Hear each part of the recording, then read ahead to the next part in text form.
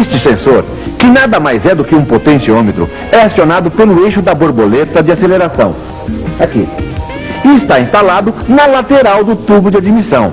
E a finalidade desse sensor é determinar a posição da borboleta e transmitir essa informação de carga do motor em forma de voltagem para o módulo de controle. Um sinal de aproximadamente 4,55 volts indica borboleta totalmente aberta. Já um sinal de borboleta fechada indica uma voltagem baixa. Esta informação é utilizada para controlar o ar da marcha lenta, o avanço da ignição e no cálculo da injeção de combustível. Além disso, o sinal do potenciômetro também é utilizado em conjunto com o módulo de controle da transmissão automática. Assim, essa transmissão pode se adequar à solicitação exigida ao veículo através do controle da pressão de óleo e dos solenoides da transmissão. Vamos ver agora como funciona o circuito do sensor da posição da borboleta. O terminal 12 do módulo envia 5 volts para o terminal 1 do sensor. E o terminal 2 do sensor está conectado à massa que vem do terminal 26 do módulo. Quando o interruptor de ignição estiver ligado e a borboleta fechada, a voltagem no terminal 53 do módulo ou no terminal 3 do interruptor deverá ser de 120 a 875 milivolts. Já com a borboleta totalmente aberta, a voltagem deverá ser de 4,2 a 4,9 volts. Entenderam? Vamos ver agora mais um componente que envia sinais ao módulo de controle, o sensor de rotação e referência do ponto morto superior. Os sinais provenientes do sensor de rotação e referência são enviados para os terminais 48 e 49 do módulo de controle, como já visto anteriormente. O sistema consiste de um disco dentado instalado na árvore de manivelas e de um sensor indutivo montado na tampa da distribuição. A distância entre o disco dentado e o sensor é de 0,4 a 1,3 milímetros. Este espaço vazio é utilizado para determinar a posição da árvore de manivelas. Ele encontra-se a 80 graus e 25 minutos em relação ao ponto morto superior do primeiro e sexto cilindros. A partir daí, o módulo faz uma contagem regressiva para soltar a faísca no momento exato. O sinal de voltagem do sensor de rotação e referência aumenta proporcionalmente em relação à rotação da árvore de manivelas. Este sinal pode ser medido através de um voltímetro nos terminais 1 e 2 do sensor. Em marcha lenta, este sinal é de 7 a 10 volts. E a 2.500 RPM é de aproximadamente 20 volts corrente alternada. Se o sensor apresentar falha ou se o circuito estiver aberto, o motor não funcionará. Neste caso, você poderá medir a resistência interna do sensor, que é de 540 kΩ aproximadamente. O módulo de controle envia um sinal através do terminal 43, contendo a informação da rotação do motor. Este sinal é utilizado pelo tacômetro do veículo e também pelo módulo de controle da transmissão automática, TCM.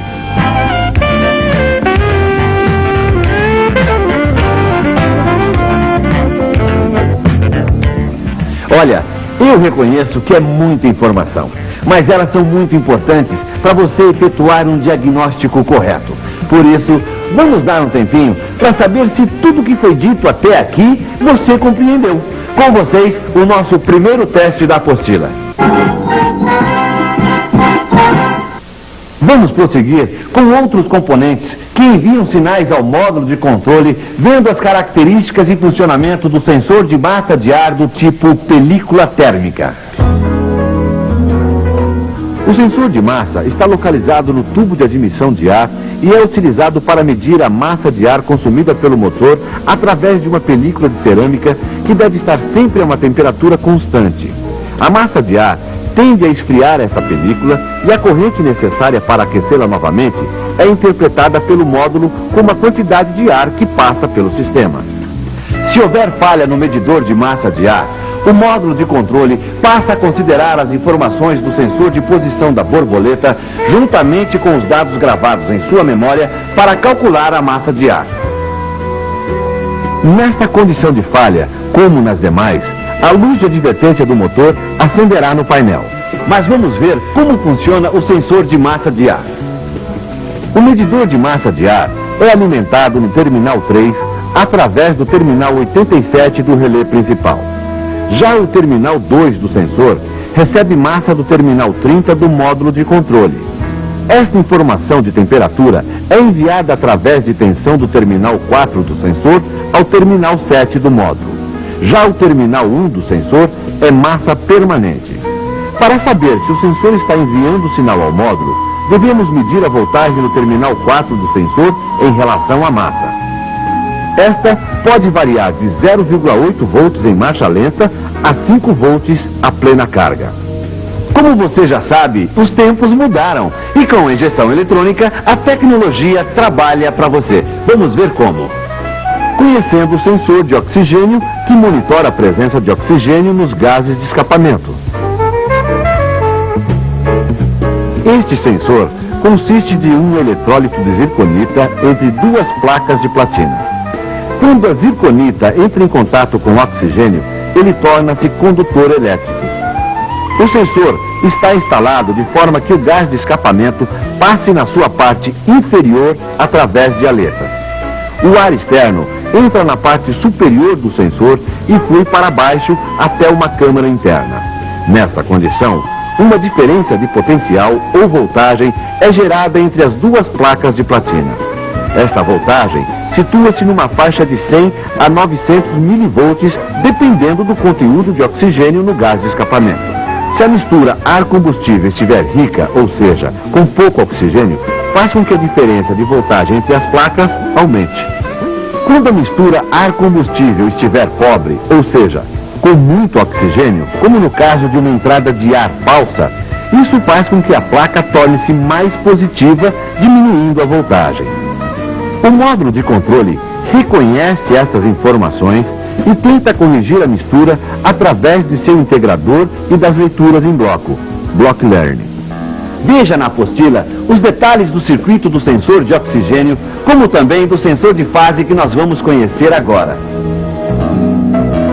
Este sensor está fixado na lateral do bloco e é do tipo Hall. Seu funcionamento é idêntico ao sensor de rotação e referência. O sistema Motronic M2.8.1, além do sinal do sensor de rotação e referência, necessita também do sinal do sensor de fase, cuja finalidade é informar ao módulo que o cilindro número 1 está em tempo de admissão para injeção sequencial SFI. Com o sensor de fase, encerramos o módulo referente aos sinais de entrada. Esses sinais são processados e comparados pelo módulo de controle. Em seguida, envia sinais de saída para os atuadores que farão as correções necessárias para o perfeito funcionamento do motor. Vamos conhecê-los.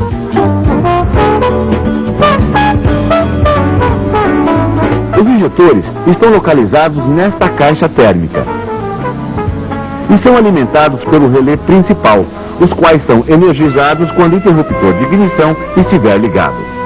O módulo de controle conecta os injetores à massa de forma que todos os 6 cilindros serão energizados individualmente e no tempo correto e ainda recebem a mesma amplitude de pulso. Quando a voltagem da bateria estiver baixa, o módulo de controle faz a compensação aumentando o tempo da injeção. Desta forma, o sistema garante que a quantidade exata de combustível seja injetada. Para verificarmos se os injetores estão ok, devemos medir sua resistência interna, a qual deve ser de aproximadamente 17 ohms. Se precisarmos verificar sua alimentação, utilizamos uma lâmpada de teste nos terminais, dando a partida no motor.